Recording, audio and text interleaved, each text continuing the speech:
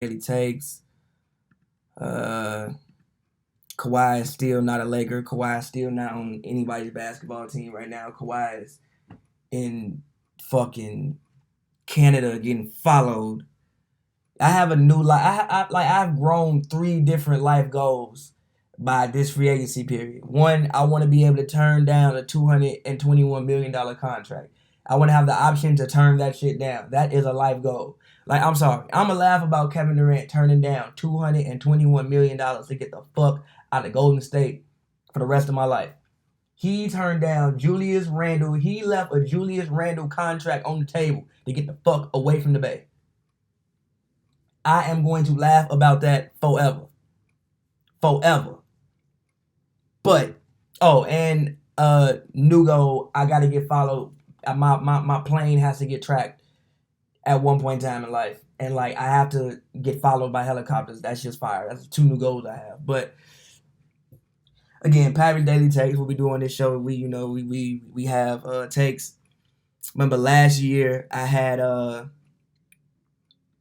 think me and Bro said the Pistons were gonna win 50 games. That did not happen. I know I just looked and I forgot it. I think it was Dan Plea is his name, Pan, whatever his name is. Shout out to you, bro. Appreciate the support. He said Pistons Eastern Conference Finals next year. I actually think the Pistons can be really, really good next year. I love what they did in the offseason. They just picked up Marquise Morris, D Rose. They picked up D Rose. If D Rose can stay on the court and at least play 65 games, I think the Pistons can be a really, really good basketball team. Again, Luke Kennard in the playoffs was, besides game 4 when Blake came back, was honestly the best Piston.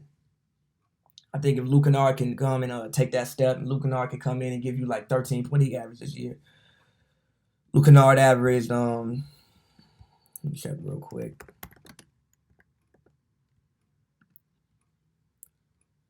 Luke Kennard averaged 9.7 this year. In the playoffs, over 4 games, he gave you 15 points. He started 2 games, he gave you 15 points on 48% shooting from the field, 60% shooting from the 3-point line. I'm sure his plus minus was hell. If I can look at it, plus minus.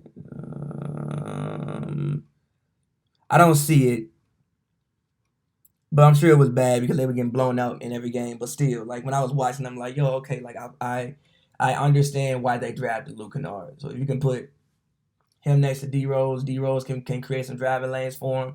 I think Luke Kennard can get his average up to about 13 points. Again, Marquise Morris off the bench. Blake is healthy. Hopefully Drummond can take another step. You got Thon there now. I think the Pistons could be a really good basketball team. I think the Pistons come out here and give you about 46 wins, maybe from 46 to 50 wins if everything goes correct.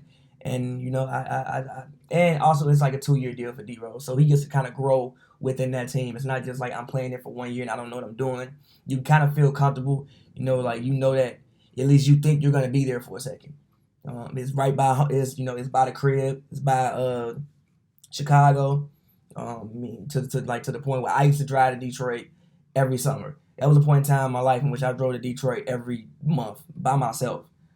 So again, it's not far away. It's a Midwest kid from Chicago going to Detroit. I really like what the Pistons could do next season, man. Like seriously, I mean honestly, the Pistons shouldn't have been the 8th seed this year. They probably really should have been like the 6th seed, but what happened down the stretch is Blake had the knee injury. Blake was hurt, as Blake usually is. Blake was hurt down the stretch, and that dropped them to 8th. But I mean, look, I was on record saying that if they played the Raptors, I thought they could give them some go. I still think they would have given them some go if they would have played the Raptors.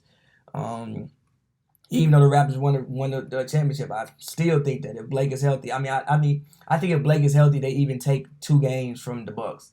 Just Blake coming off the knee injury, probably actually shouldn't have even been out there in game 4. I mean, you could tell like his knee just wasn't right. But I like what the Pistons are doing, man. I really, really do. Let me see if I can find any other free agent acquisitions this offseason. Pistons offseason moves. Let's see. So they picked up Tim Frazier. which I think at this point you kind of gotta get the feeling that they might really want to move Reggie Jackson. I think Reggie Jackson has either 1 or 2 years left on his deal. Remember, he got the same contract that John Wall got a couple of years back.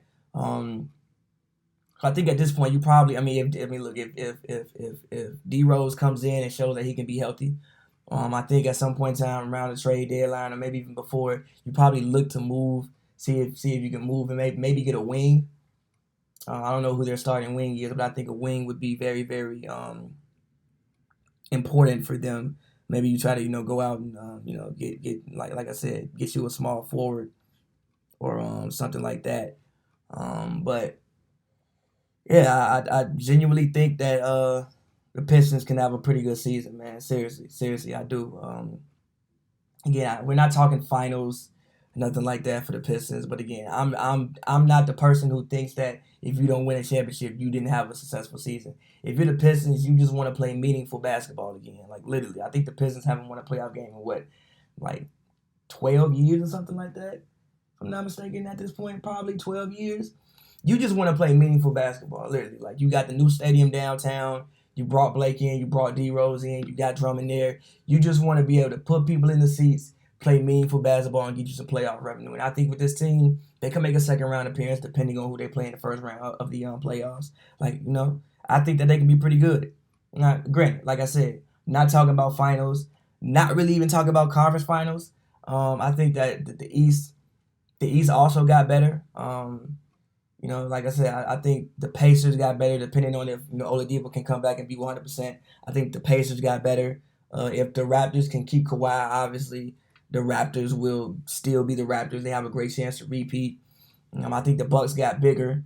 I think the Sixers got better. Even the Bulls got better.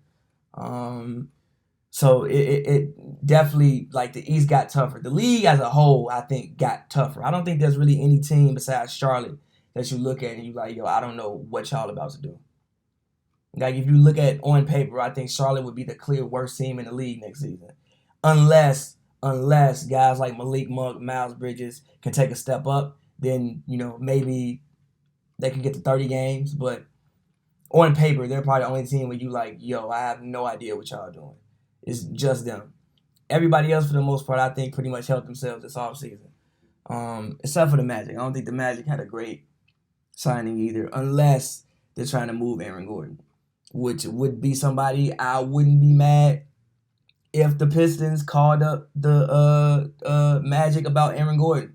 Like, hey, look, we got Reggie Jackson, and I'm not sure if they have a pick. The pick they might, the Clippers might own their pick. I'm not sure, but regardless, called him up about Aaron Gordon. Like, yo, I got Reggie Jackson for you. You want a starting point guard? Here you go. But yeah, man. So I genuinely do. I really think the Pistons will be better this year. Again, I didn't think that they were 41-41. I think they were better than 41-41. I think that if Blake doesn't get hurt down the stretch, they probably end the season about 4 or 5 more wins than what they did. Probably end up playing Philly in the first round, which, Blake did give the Sixers 50 earlier in the season. So then they probably end up playing them in the first round, and you get a more competitive series than what you got out of them.